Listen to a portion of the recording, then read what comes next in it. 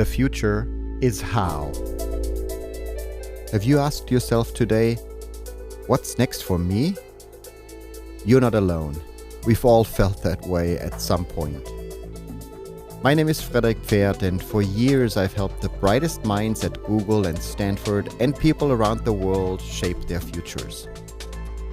Now, I want to help you to do the same, because the future isn't just something that happens.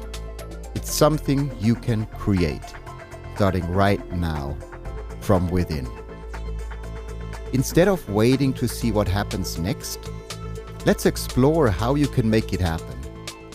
Each episode dives into one key area, like sleep, nutrition, relationships, creativity, storytelling, mindfulness, beauty, movement, or purpose, and brings you real stories and practical tools you can use to shape a better future for yourself.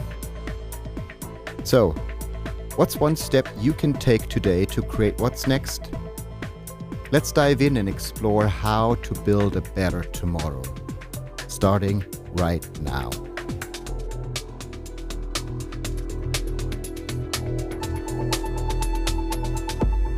Welcome, friends. Welcome to The Future is How, where we help you to create your better tomorrow.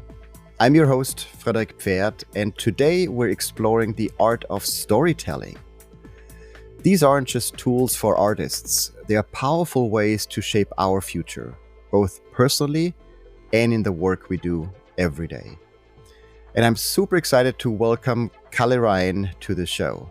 Kalle is a great friend, creative writer, poet, and a former colleague from Google, where he led communications and helped craft narratives that really inspired and connected teams across the organization. Kalle has a gift for weaving stories that not only entertain, but really spark action, making him a master of words. Kalle, it's so great to have you here.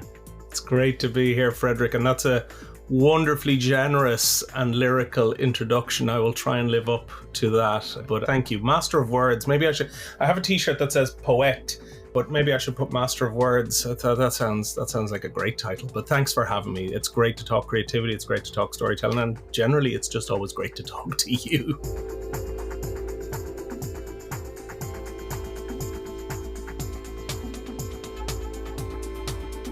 Thanks so much. Yes. So before we dive into our conversation, I always like to ask our guest to share their future bio. How do you see yourself in the future? So can you share a little bit about your future vision for yourself? Okay. So being somebody who's creative and enjoys sort of writing and storytelling and those kind of tasks, you will not be surprised to hear that I took this as a creative prompt and wrote, it's half a page bio, but it's sort of a mix of silly and a mix of fun and a mix of serious and a mix of really visualizing and manifesting the future, but also maybe having a bit of fun with it. So see where we go and see where we find the truths and see where we find the ambitions as well. Okay. Award-winning writer and creative thought leader Kalle Ryan believes creativity is the single most important skill in the world. His mission? To inspire 1 million people to unlock their creative potential. This mission has seen him write best-selling books like The Silly Handbook of Serious Creativity and the award-winning ebook The One Habit of Highly Ineffective People. He's also delivered keynotes and led creative workshops for every major brand you can think of. Yes, even that one. And his recent TED Talk, Putting the Fun Back into Functional, was the surprise winner of the coveted Turner Prize for Art. But it also secured him the prestigious Dad Joke of the Year award. His children think it is not cool. He's also unexpectedly become one of the most popular Werner Herzog impersonators on social media and other stuff that will be invented in 5 years' time from now. Don't even think about doubting my impressions capabilities, or you will plummet into the abyss of your own lack of creative curiosity. You should seek out Kalle Ryan at poetic.ie and he will ignite the ecstatic truth of ecstasy within you once more.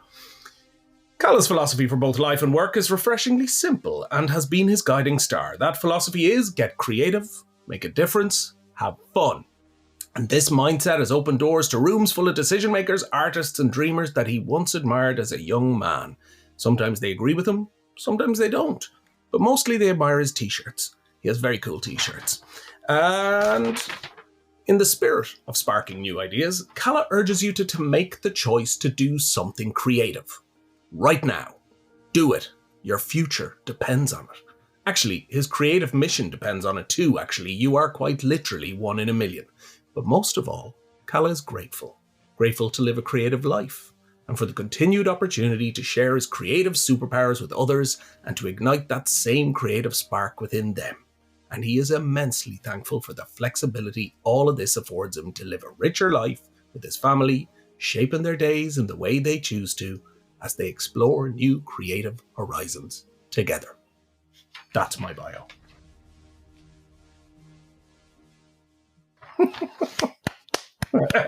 Incredible. Wow. What do you think? Is it going to work? Amazing. Yes.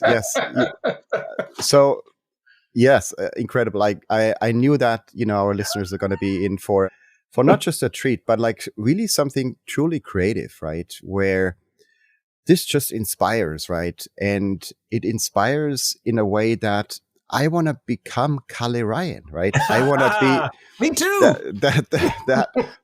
Even that future Kalle Ryan, right? I want to really become that person, right? And I think that's exactly what a future buyer should look like, right? Where it inspires us to actually make the choices now that move us into that direction.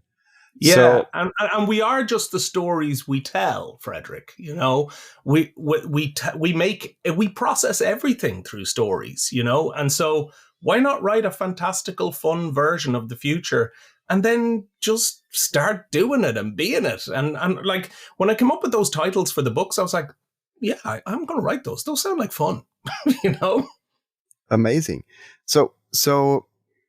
Tell me more about that. Why don't we like always tell these, incredibly positive, forward-looking stories ourselves? Why don't we like just create more of that work? We tend to rather like write the dystopian futures, right? That are filled with angst and filled with fear and anxiety and all of those things. Mm-hmm. Why are we not more doing that creative work? Yeah, I wonder if it's a sign of the times as well. It's like they say that zombie fiction and vampire fiction tends to surface back up in society when perhaps things are a little bit worse. And I think there's probably some truth in that if you think about sort of the cultural output of recent years. I think the modern viewer of say, television stories or film stories is conditioned now to sort of almost watch terrible people doing terrible things. Now, I'm a big fan. I'll watch, any of those shows just as much as the next person. But like, and I will come back to your specific question in a second, but I think about, say, a show like Ted Lasso, which was a huge phenomenon during COVID, particularly. And I think they hit on something that people were missing, which is a positive outlook, an optimistic outlook. Succession is great, but they're reprehensible people doing reprehensible things and probably all too real. But at some point you think, I just want a bit of joy.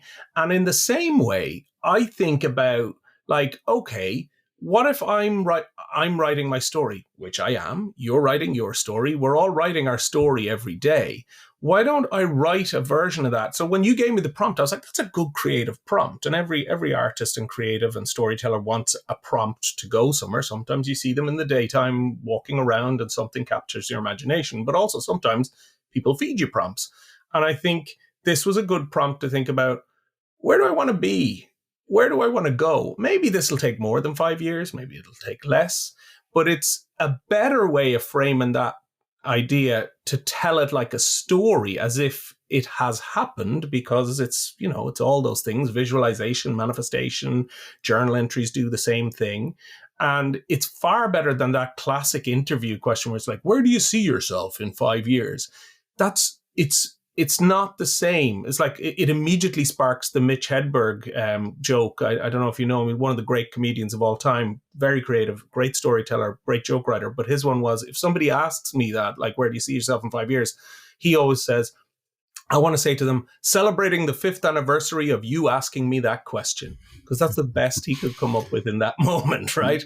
But I think visualizing and telling yourself the story is far better, because we are telling ourselves stories all the time. That's how we frame negative experiences, right? Tragedy plus time equals comedy, all those sort of classic things. So I think you're right. I think we're lacking some of that optimism. We're lacking some of that positivity. And we're also lacking the ability to process things into stories that actually have emotional resonance, that makes people long for that. They want to long for something forward looking. And that's, I think, the strongest thing, the case for storytelling there is, you know?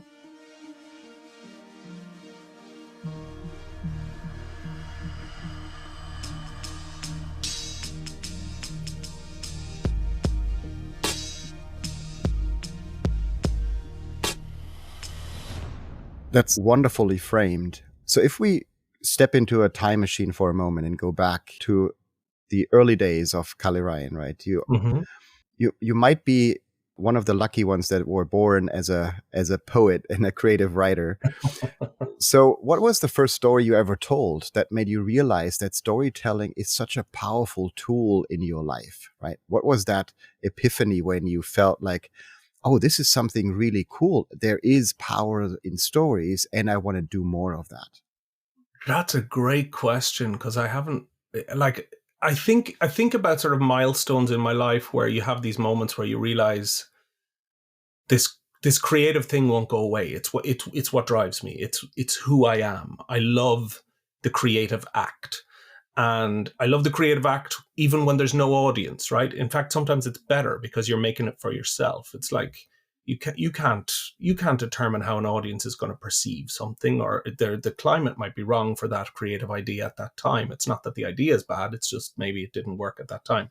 So thinking back to like where storytelling and a creative act came from, I think I probably have to go back to my youth. I grew up in a place called Waterford in the southeast of Ireland. It's famous for crystal. I think a lot of your listeners probably would have heard of Waterford crystal. In fact, the famous ball that gets lowered in Times Square on New Year's Eve is a Waterford crystal construction. But anyway, I digress. That's a different story. But I think growing up in Waterford, I was very lucky because my dad was a painter and he had an art studio in the house. My mother was a weaver. She had a full loom in one of the rooms as well. So instead of it being a dining room, it was the loom room. And my dad also formerly, this sounds hilarious for somebody who was on the wildly other side of the brain world of being a painter, he was a biochemist before that and worked for Irish distillers, coming up with recipes for whiskies. So he still fancied himself as a bit of a drink maker, and he had all kinds of bubbling concoctions on the walls. And I say all that because that was a formative thing in that I saw there's a loom here, there's a full art studio, there's these experiments are happening with drinks that I would never touch. And even when I reached the age of 18, when I was allowed to touch them, I touched them once and they were disgusting. Primrose wine from 92, not a good vintage. But what it did tell me was you have permission to be creative, and not only permission to be creative and permission to do these wild flights of ideas, it's you should. There's a space dedicated to it. And I know that's similar to what you did with the Google Garage in California at Google, and similar to what I did with Cloud9, sort of the sister lab, innovation lab in Dublin when I was at Google.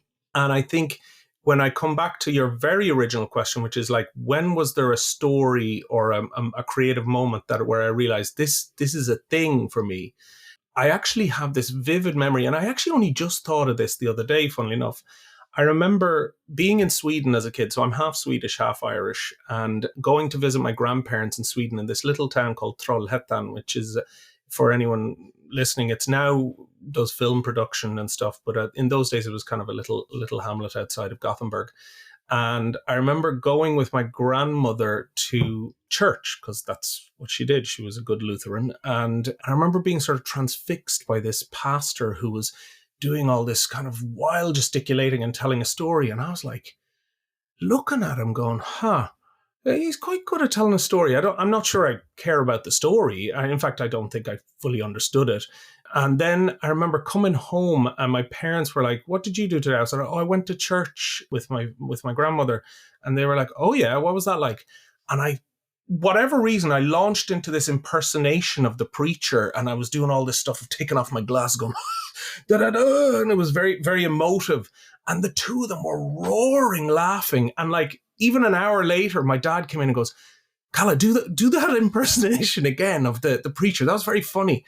I remember thinking, wow, like I captured something that I just observed, translated it into a story and a performance, I guess. You know, there was a creative filtering process, and that I could, like, not only, obviously you're trying to impress your parents and you're trying to connect with them in whatever way, but it was even beyond that, going, wow, I can make adults laugh. And I can make adults laugh not by like telling jokes, like actually telling a story about something I observed. So I think, funnily enough, I never thought I'd tell that story publicly, but I think there is something about it. And I'm really glad you asked me, because from there, I obviously went on to, I did a lot of acting and stuff when I was younger, and I wrote and writing, and ultimately ended up becoming the creative act that I think storytelling became what I do in different forms.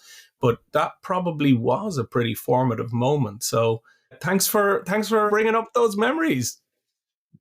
Yes. Wow. That was a wonderful, just very vivid way of telling that stories really unlocked something in you, I guess, right? They really helped you to see like, oh, I have a special talent maybe in that formal way. And I want to take that forward. And so if you share a little bit more about your incredible journey from being that award-winning poet to leading internal communications at Google and at Meta, you know, how did you then make that bridge into taking what you've learned in that moment, right? When you first acted out and people started laughing and people started to tell you like, hey, you should do more of that.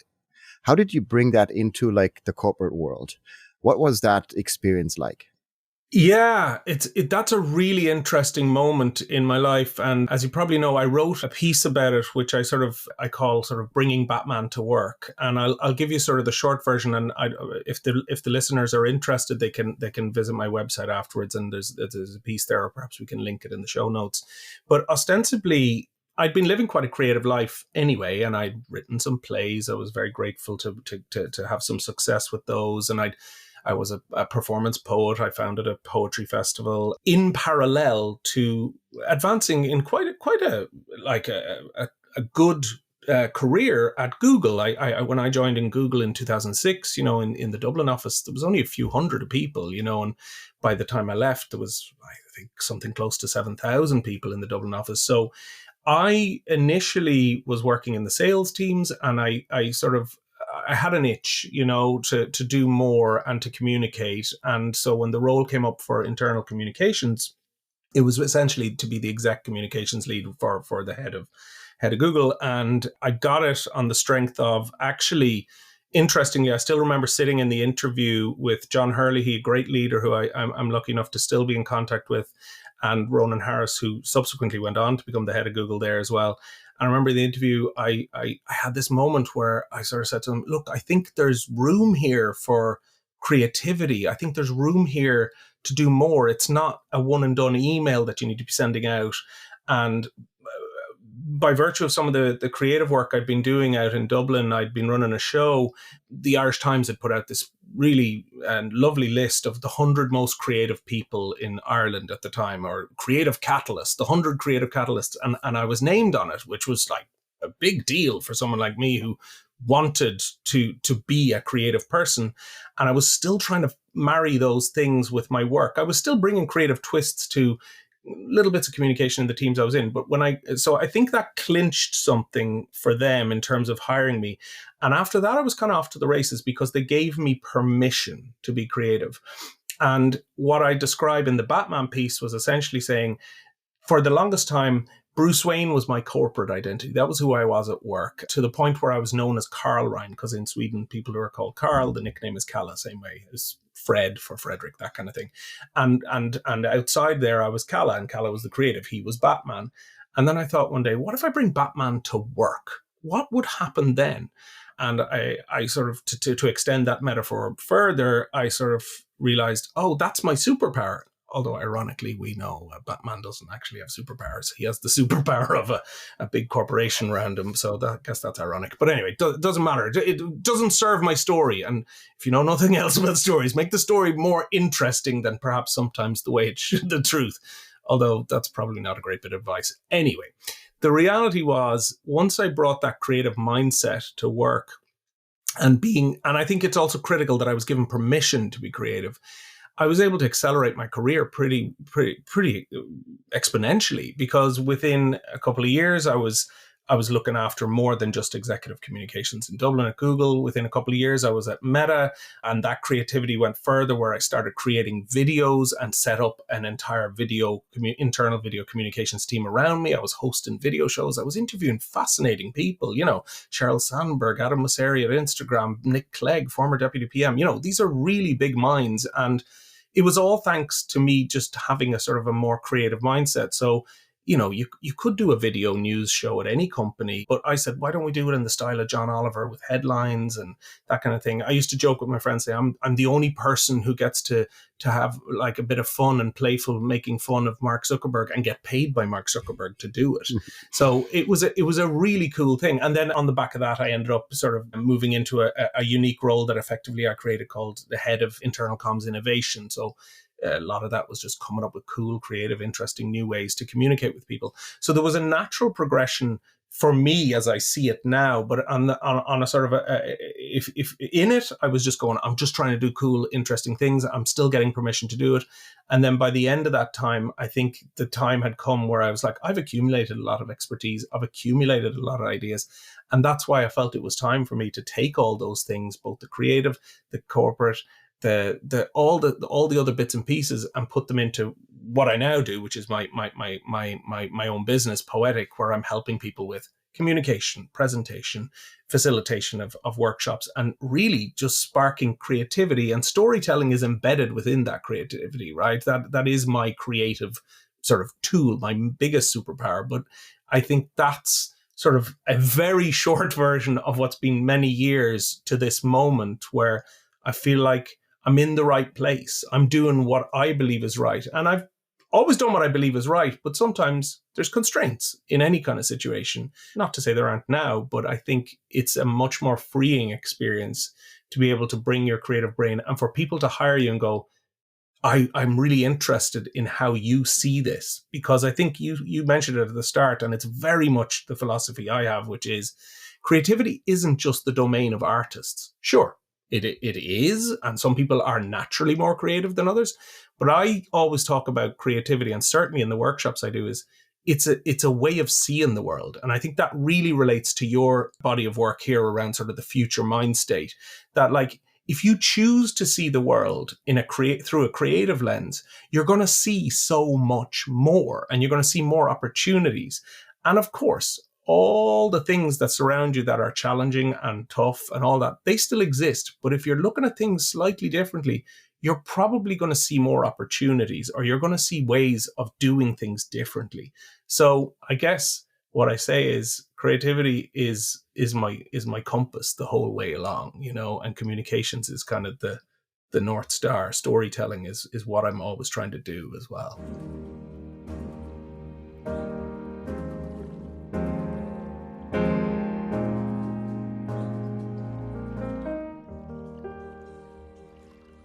I'm hearing from so many people something that you just shared, which is that they're looking for someone who gives them the permission slip to be creative.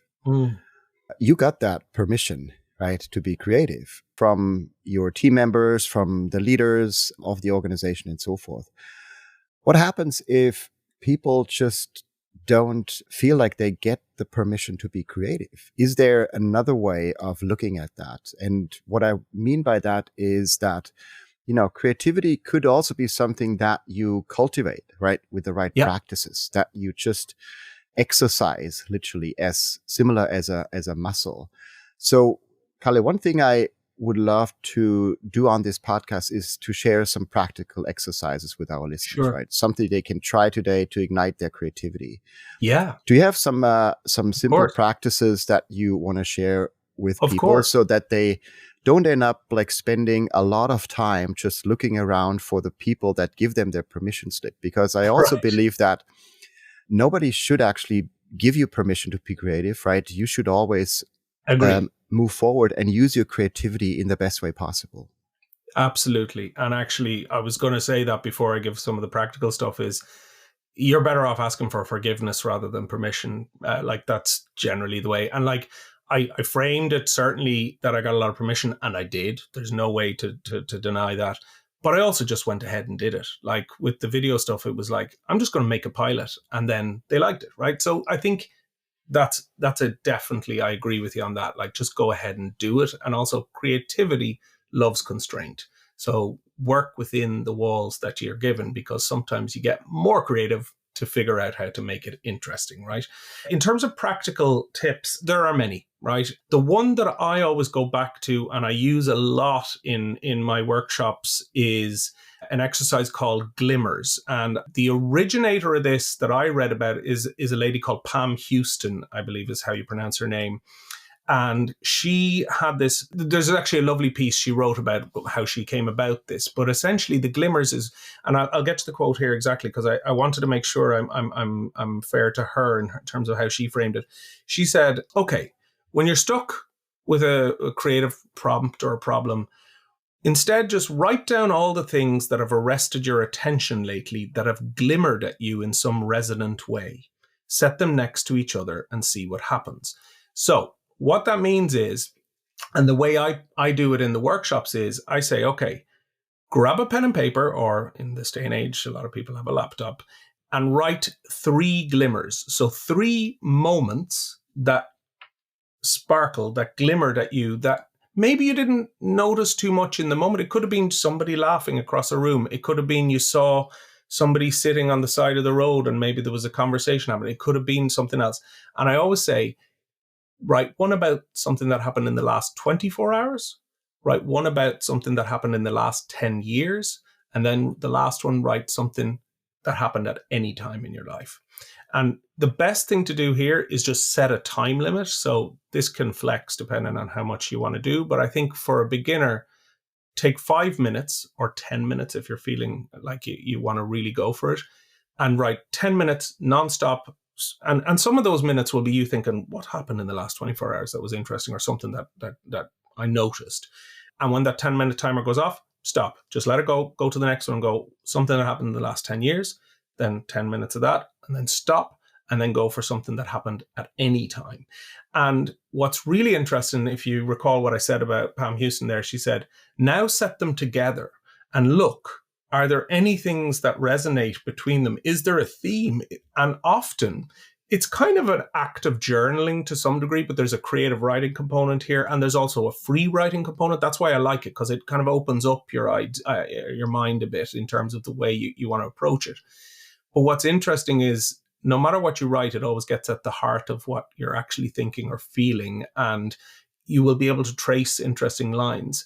And what it also does is, if you're a writer or a storyteller, it gives you a fantastic foundation for something that you could conceivably build on later as well. So I think that's my favorite exercise to share with people. And it's one that I know Pam Houston is the originator. I know my good friend, the poet Colm Keegan, uses it all the time, and Aaron Fornoff, another great poet based here in Ireland. So it's one that has traveled, and it's one that works, and it generally gets a really good response. And I think I would encourage your listeners to just try it out, because I think there's magic in it, and there's magic in trying to explore those thoughts and give yourself the time to explore them as well.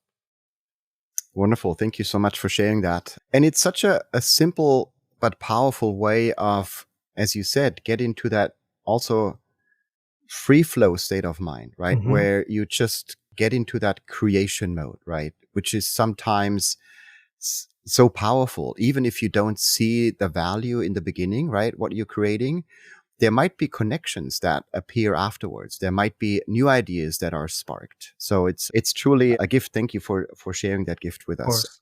And just to say, Frederick, one last thing on that is, all writing, this is another thing I say a lot in the workshops, but I think all writing is rewriting.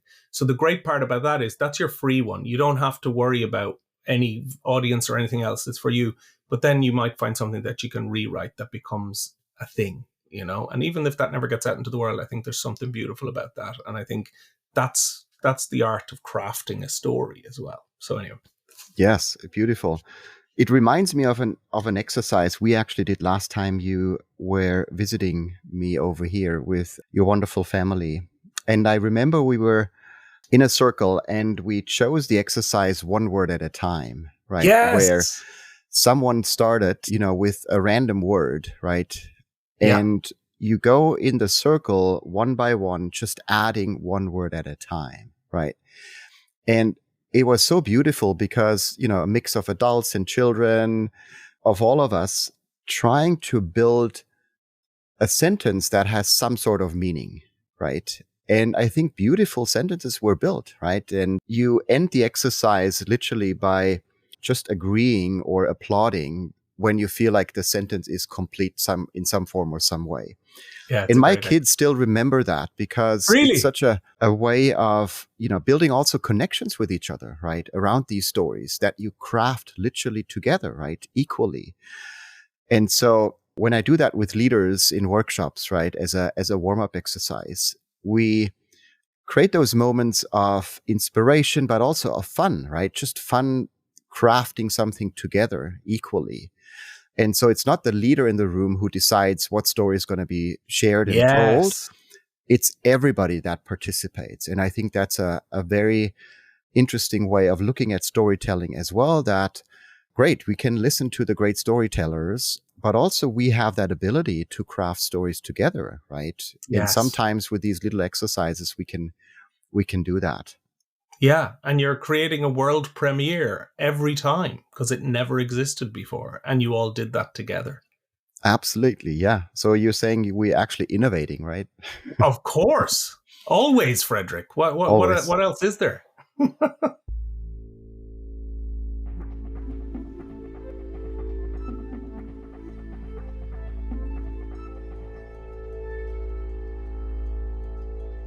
What I want to share now is what I call a mind state moment, right? Just a moment of reflection, a moment of imagination as well, to try to really connect with yourself and trying to practice to tap into your superpowers, right? Which imagination is clearly one that we all humans have. Next, let's take a moment to pause and reconnect. This is your mind state moment, a chance to reset and come back to yourself, wherever you are right now. These moments of presence are powerful. They remind us that the future starts from within, by shifting how we show up in this very moment. Let's take a moment to, again, connect with our imagination. Because I feel like creativity often just flows when we create a little space for it, right?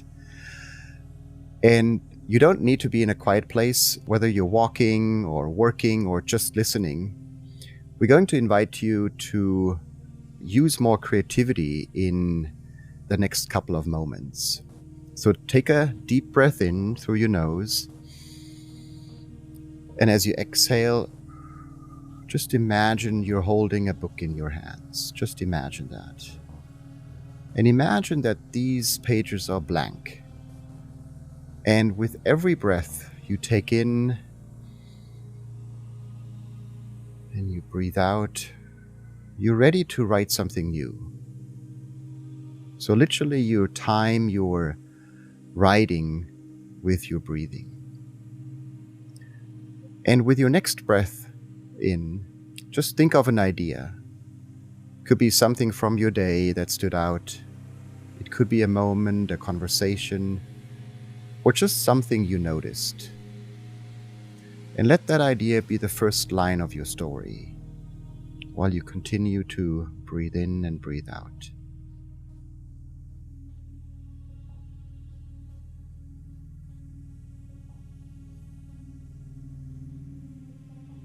And with your next breathe in, just imagine that idea growing, becoming a story, an adventure, or even just a thought that lingers. Just let your curiosity take the lead.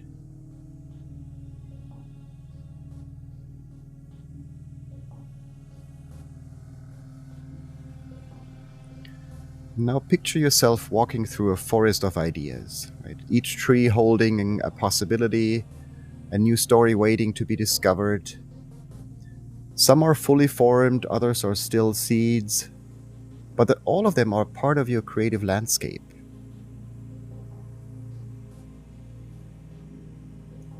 And as you continue with your day, just know that creativity is always within reach. Every moment can be there to start a new story, waiting for you to pause, breathe, and explore.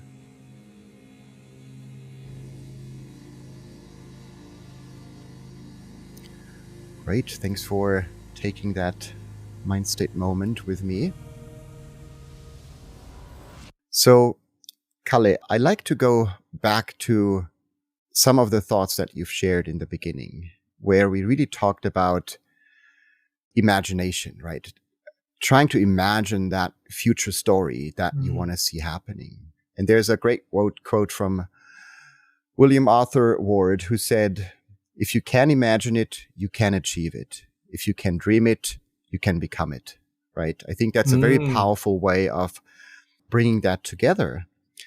And when we think about imagining these stories, how can stories we tell today really shape the future we want to create tomorrow? Like, tell us a little bit more how we can just become better storytellers. What are some of the ways that really help us to tell these optimistic, these stories of awe, these stories that really inspire us, where we say, like, I can't wait to live in that future? Yeah, I think there's so much possibility. I think one of the things I often think about is that, like, creating a story about a future self, as we're sort of exploring today, that sort of encourages intentional living. If you follow my drift, and sort of this idea of, like, if you're actively crafting the story of your future self, then that storytelling is going to, like, help you live with intention to, like, to actualize, to do that, to be that. And I think also storytelling helps you reframe the past or negative experiences, because, I mean, you know, the future doesn't exist without something that's propelled us to that point. You know, like, we're all miracles, really, in the sense that we've achieved or gotten to where we are. And I'm conscious of so many people's journeys are different, but I think if you can tell your story, sometimes that's the most powerful thing of all. And it's why TED Talks are so popular, right? Because a lot of them are ultimately autobiographical with a nugget of wisdom, right? And everyone has fascinating experiences. And anyone who tells you, like, it's like when people tell, I'm not creative, you're creative. You just, you know, like, and that doesn't mean you can tell stories necessarily, but we all tell stories. You know, Ireland is a nation of storytellers, you know, Wilde, Beckett, Yeats, Joyce, you know, we've had some of the heavyweights, right? But equally, you go to the average pub in Dublin and everyone's telling a story. Let me tell you about when my friend went here, or when I bumped into such and such, right? Those are all stories, and there's ways to sort of craft who you are and who you are becoming. And I think also, no matter how boring you think your story is, a story has automatic, intense sort of, what's the word I'm looking for? It's like, even though it's literally just a sequence of events, you're sort of feeling that there's something is going to happen in this story, because, you know, we're conditioned to listen to stories. You know, I was lucky enough to have parents who read me stories at bedtime, and so storytelling is naturally there. And I think storytelling in Ireland, in fairness, is very much a fabric of who we are. But I think that notion of, like, a story itself can kind of propel itself along, and if you want to get on that train, like, you know, that train is gonna take you to that destination. And I think if you were to sort of, that's from a personal perspective, and I know it's a bit vague and ethereal, but even if you think of it in a work context, like, there's, like, I know the Harvard Business Review recently put something out saying, like, storytelling is the number one leadership skill, you know, because really storytelling is about making an emotional connection. And I always say, like, communication is like, you want people to, what do you want them to think, know, or do? But I also think it's like, what do you want them to feel? And it's like the Maya Angelou one, isn't it? Maya Angelou sort of said, like, people will never remember what you said, but they will remember how you made them feel. And I think if you can make yourself feel that optimism and that joy, you know, one of the things I say to my kids, you know, when they're sort of being down on themselves or they're criticizing or like, oh, that was so stupid, I shouldn't have done that. I go, hey, don't talk to my son that way. Like, or like I say it to myself, like where I'm maybe questioning something, you know, I go, hey, don't talk to Kalle that way. Don't talk to Batman that way. You know, like, I think you have to think about telling the story of yourself in a much more positive light. And it is like, it's something I see in you. And it's one of the things I admire about you is your relentless optimism. You know, you are always thinking, what's the best possible scenario? What's the most interesting possible outcome here? And I think that's really what I believe the power of creativity and storytelling is you can literally write your own story and then follow that story, or do the story and document it afterwards if you want to, if that's the way your brain operates. Or if you're a visual storyteller, make a board of photos, put a collage together. Or there's a thing I used to do, which was I literally cut out words in newspapers and then stuck them down into poems. And I think the Dada poets did something similar, like their poetry salads, I think they called them, or something like that. But anyway, it's a great way to capture those sort of stories. So there's sort of the writing the future one, and then there's sort of the ongoing storytelling for yourself and sort of checking in with yourself. It gets a bit ethereal when you talk about it in these sort of ways, but I still think the concrete act of writing or capturing an idea and reviewing it and understanding where you're at that moment is a great way of sort of signposting where you're going. And I remember sort of thinking one time, that's who I want to be. So that's why I'm writing it, because that's where I want to go. And I think storytelling can help you not only influence others, but influence yourself, you know, and a great storyteller, let's face it, you listen to some of the greatest storytellers of all time, you're there, you're with them. You know, it's like when you read a great book, all I want to do is go back to that world. Or if you hear a great speaker, you're like, holy mackerel, they're brilliant. And I think, although maybe people don't say holy mackerel anymore, I do. I'm of a certain vintage, but you know what I mean? Like, I think there's something about the captivating, compelling act of hearing a great story well told is like nothing else. And I think that's the thing I try and impart in everything I do, in all the work I do, whether it's a workshop or on a stage or in just even a communications plan. You're telling stories, and you're telling stories that make people feel something. It's an emotion thing. It's not necessarily a data or facts thing. And I think that's also, you should write the story of how you want to feel. And I think that was kind of where you started with this question, which was like, what does that feel like to be that person in 5 years? And when I read that, my own bio, I was like, I want to hang out with that guy. I want to be that guy, like we said at the start. So why not write the story you want to? Such a beautiful connection that you're making here, and it reminds me of that quote from J.K. Rowling, who said, "The role of the storyteller is to awaken the imagination of the listener." Right, and so if everybody can be a better storyteller, right? Imagine what's possible, right? You literally awaken the imagination of the people around you, and how beautiful is that, right? That's leadership. Yes. Right, at its best, right? Because that's the only thing you basically need to do. Yeah. And absolutely, yeah. And that's connection. I also like that stories really help us to speak from the heart and reach people in a deeper way, right? I think we sometimes forget that creativity is a powerful way to bring more humanity into our work, right? And I think in today's world, we need more leaders, and we need more people to be more intentional, as you said, in how they connect with their people around them, right? If you're a leader of a community, if you're a family member, if you're a group of friends, right? Think about how these stories really make you feel, right, in those settings, and how you can use storytelling to create that sense of connection, of belonging even, right? And so it really brings Mm-hmm. purpose even, yes. And it brings And that visual purpose. to my mind of sitting around a fireplace, right? Where we in the past probably told the greatest stories, right? Looking at the stars and looking how the fire is burning and the sparks are sparkling around from the fire, and then really telling these deeply human stories, right? And I think going back to that fireplace and Yes. metaphor, and really thinking about like how can we build those connections through stories, right? And feel like that deeply human way of connecting Yes. with each other.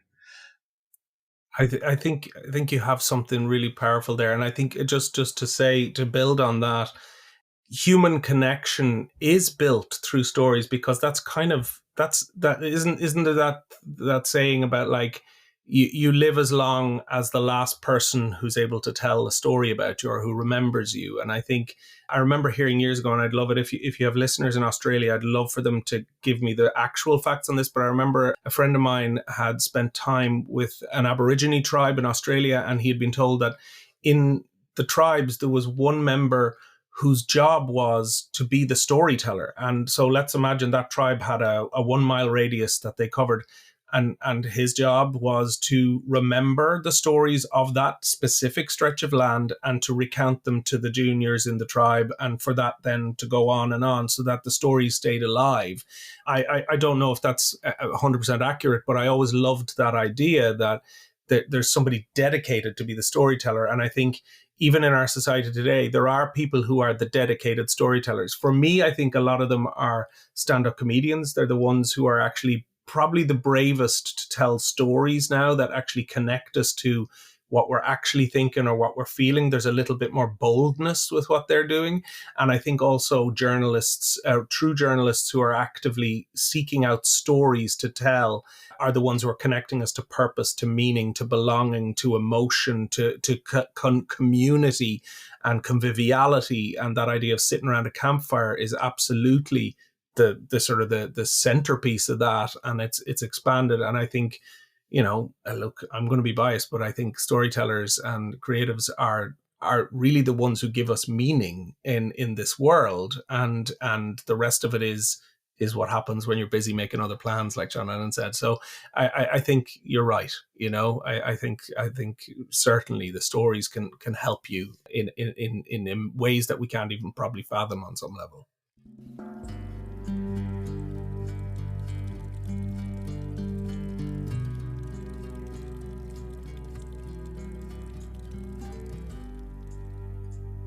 So looking forward, I think we have an incredible opportunity here to become better storytellers ourselves, right?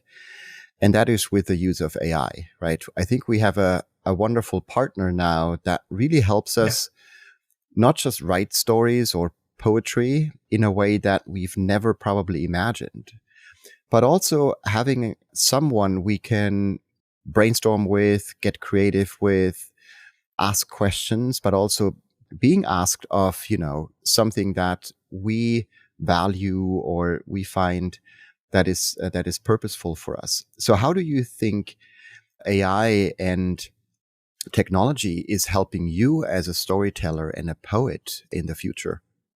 Yeah, it's a topic I'm really fascinated by, Frederick. And obviously, the go-to thing that a lot of people are saying now is, AI is not going to take your job as a creative or as a storyteller. It's people who have learned how to use AI are going to overtake you because they're using the modern technology. And there's probably some truth to that. I think what's really interesting about AI is, for me, it's just a tool.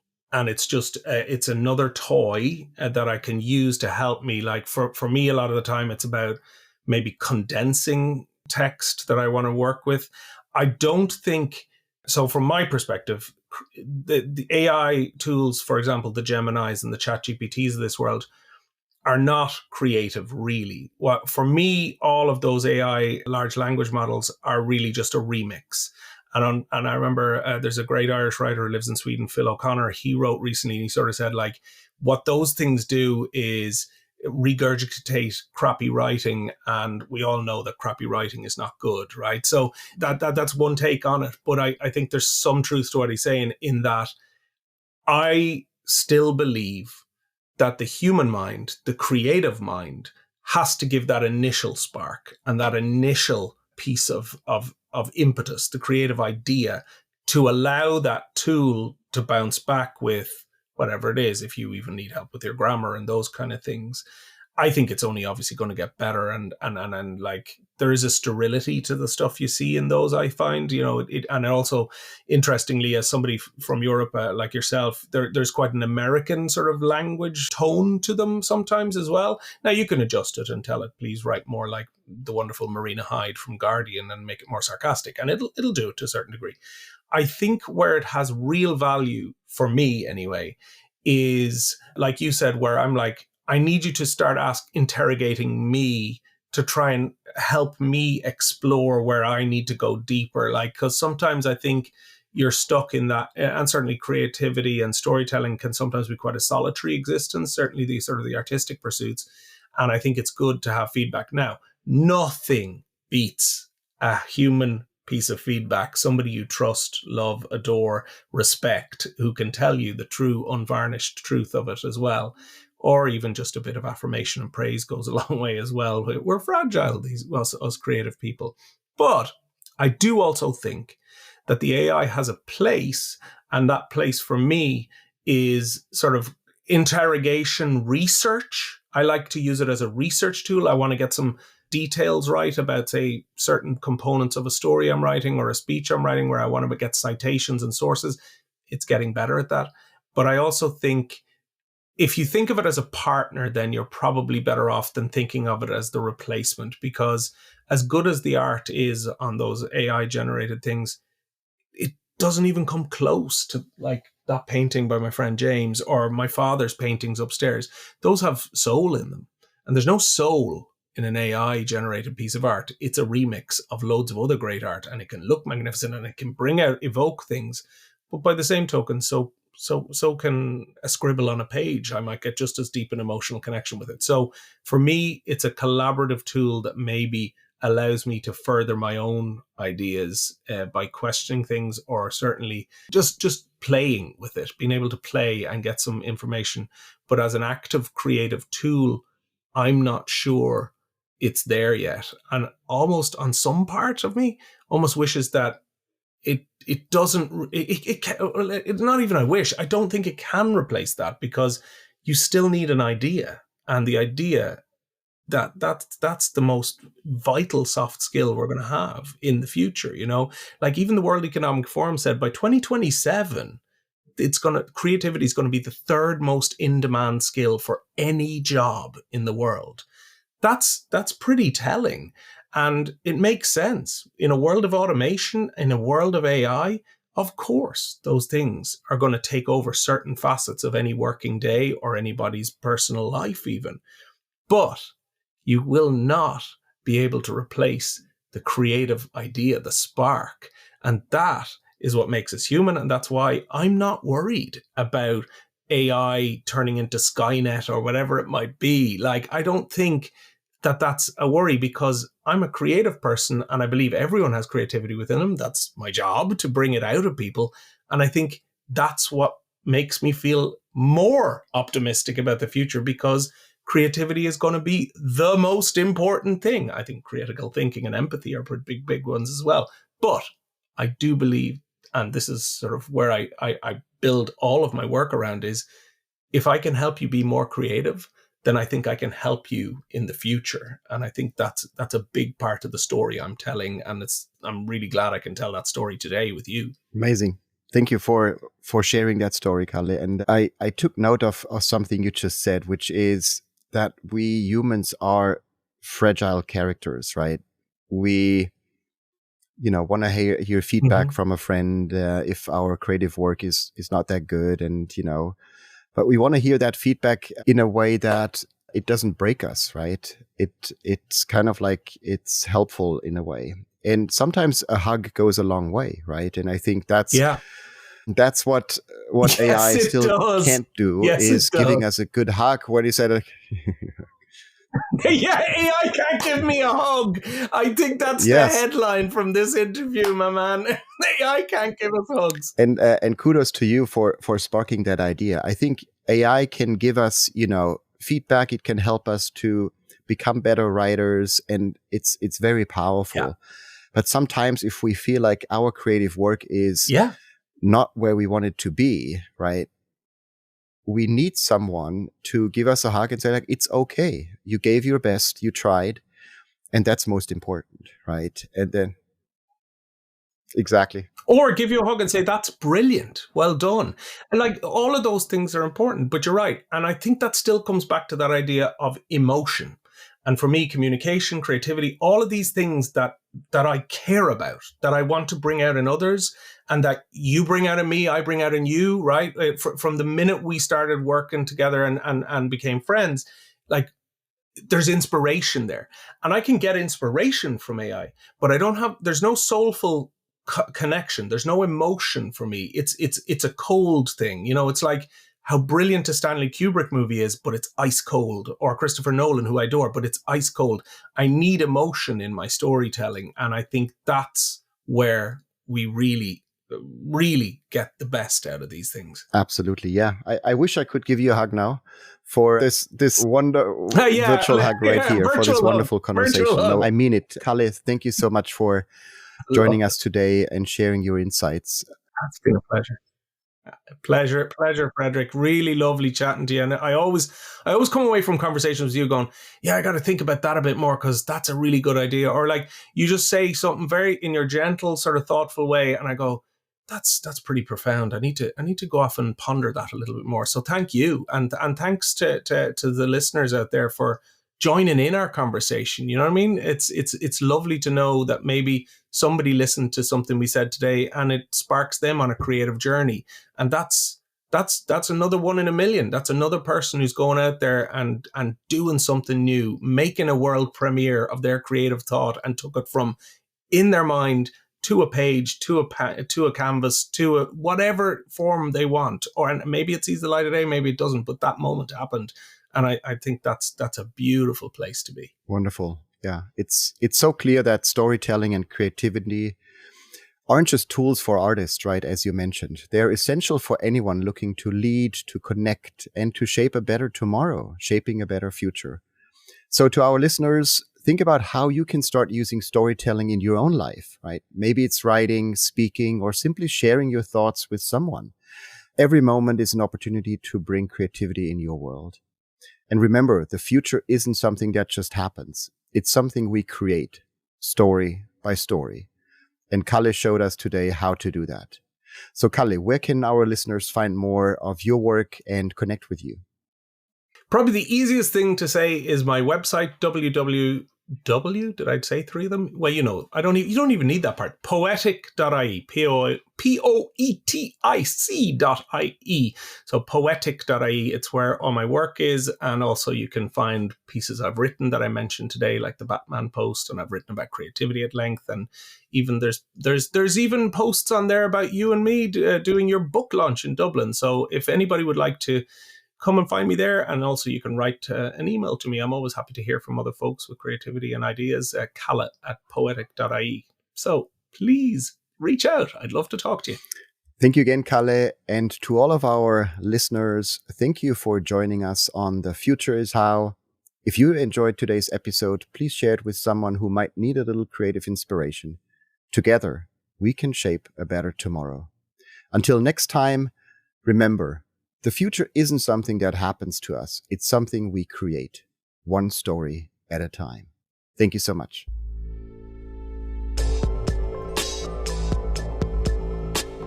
That's a wrap for today's episode of The Future is How. Remember, the future isn't something we wait for. It's something we create with every choice, every breath, and every step we take. If this episode sparked something in you, share it with someone who's ready to shape what's next. And don't forget to subscribe and leave a review. Your next chapter begins now. So what will you create today? I'll see you in your future.